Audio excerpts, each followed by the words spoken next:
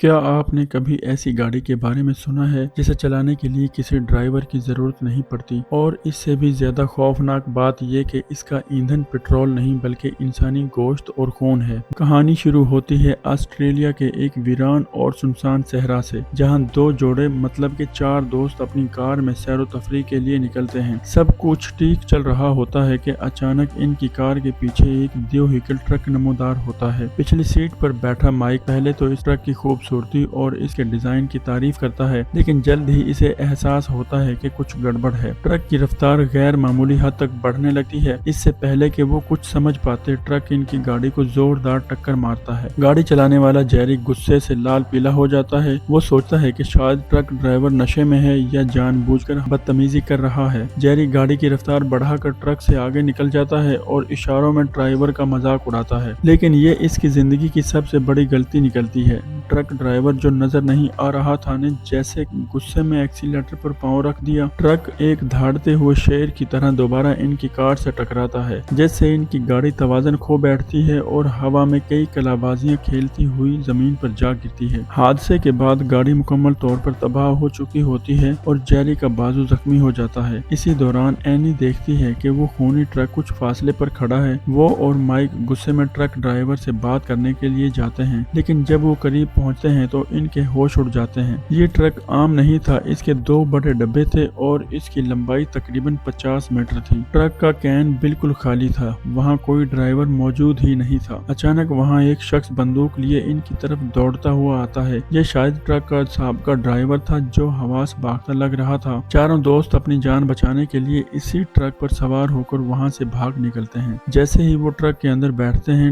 Radio पर खुद ब खुद एक अजीब सा मौसीकी वाला गीत बजने लगता है। इसकी धुन ऐसी थी जैसे कोई कानों में मंत्र पड़ रहा हो। देखते ही देखते चारों दोस्तों पर गनूदगी छा जाती है और वो गहरी नींद में चले जाते हैं। जब ऐना की आंख खुलती है तो वो देखती है कि ट्रक खुद ब खुद चल रहा है और वो एक वीरान खाई के बिल्कुल किनारे पर खड़े हैं। अब ट्रक का ईंधन खत्म हो चुका था। माइक और ऐना मदद लेने के लिए ट्रक की तरफ पैदल निकल पड़ते हैं, जबकि कोनी ट्रक के करीब ही रुक जाती है। कोनी को ट्रक के टैंक से एक अजीब सी बू आती है। जब वो तेल की पाइप लाइन निकाल कर देखती है तो इसके पैरों तले से जमीन ही निकल जाती है। टैंक में पेट्रोल नहीं बल्कि ताजा इंसानी खून बह रहा था। कहानी में मोड़ तब आता है जब ट्रक पर पहुंचकर ऐना और माइक के दरमियान तलख कलामी हो जाती है और दोनों रास्ते जुदा कर लेते हैं। दूसरी तरफ ट्रक के पास मौजूद जेरी पर अजीबो गरीब नफ्सियाती असरात शुरू हो जाते हैं। इसे चीखें सुनाई देती हैं और 3 सुर्ख आंखों वाले खौफनाक कुत्ते भी नजर आते हैं। अचानक ट्रक की सीट का कशन खुद ब खुद फट जाता है, जिसके अंदर से जेरी को एक पुरस्कार चाबी मिलती है। वो कोनी को अकेला छोड़कर ट्रक के पिछले हिस्से में जाता है और चाबी से दरवाजा खोलता है, जहां वो 3 कुत्ते कैद थे।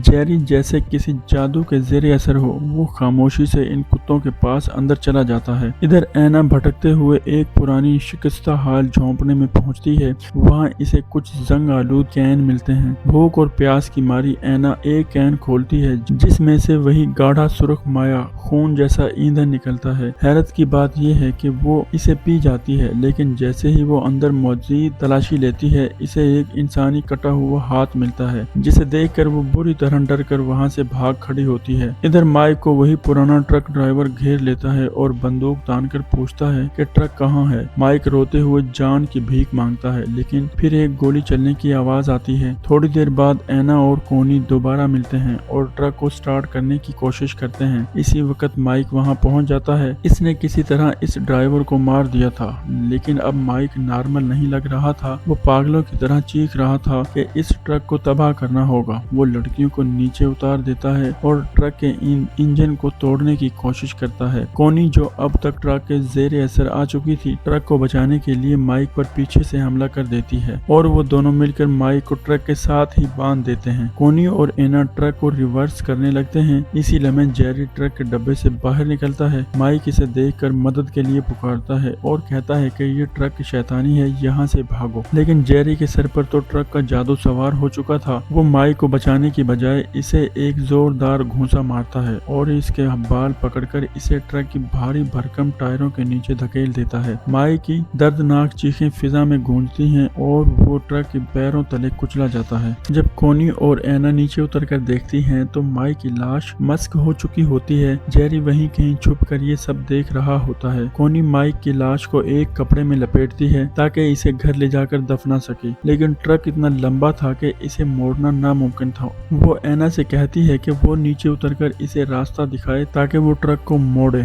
जब कॉनी के कहने पर एना ट्रक से नीचे उतरती है तो वो देखकर दंग रह जाती है कि माइक की लाश वहां से गायब हो चुकी है। इसी दौरान अंधेरे से जेरी नमोदार होता है, लेकिन अब वो जेरी नहीं रहा था, बल्कि इसके अंदर कोई शैतानी रूह समा चुकी थी। वो एना को वर्गलाता है कि ट्रक के पिछले डब्बे में खाना मौजूद है। मासूम एना भूख की मारी अंदर चली जाती है और फिर फजा एक दर्दनाक चीखों से गूंज उठती है। कॉनी घबरा कर नीचे उतरती है तो इसे खून में लथपथ जेरी मिलता है। वो वही पुरानी चाल चलता है कि एना अंदर है, तुम भी आओ और माई के गोश्त की दावत उड़ाओ। कॉनी जैसे ही अंदर जाने लगती है इसे एक खून आलूद कपड़ा नजर आता है और अंदर ही एना के रोने की आवाजें आती हैं। कॉनी का माथा ठोकता है। वो फौरन जेरी को धक्का देकर डब्बे के अंदर बंद कर देती है। कॉनी अब किसी भी कीमत पर इस मौत के शारा से भागना चाहती है। वो ट्रक को सड़क पर ले जाती है, लेकिन फिर इसे एना का ख्याल आता है और वो ट्रक रोक कर पहले डब्बे की तरफ जाती है। वहाँ वो जो देखती है इसे इसकी रूह कांप उठती है। ट्रक के पहले डब्बे में एक दियोहिकल मशीन लगी हुई थी जो इंसानी लाशों को पीस कर कीमा बना रही थी। इसी मशीन के अंदर माइक का जिस्म कुचला जा रहा था। ये एक गोश्त काटने वाला ट्रक था जिसका ईंधन इंसानी गोश्त था। दूसरा डब्बा जहन्नम के कुत्तों का ठिकाना था जो लोगों के जहनों पर काबू पाकर इन्हें कातिल बना देता था। कॉनी खौफ के मारे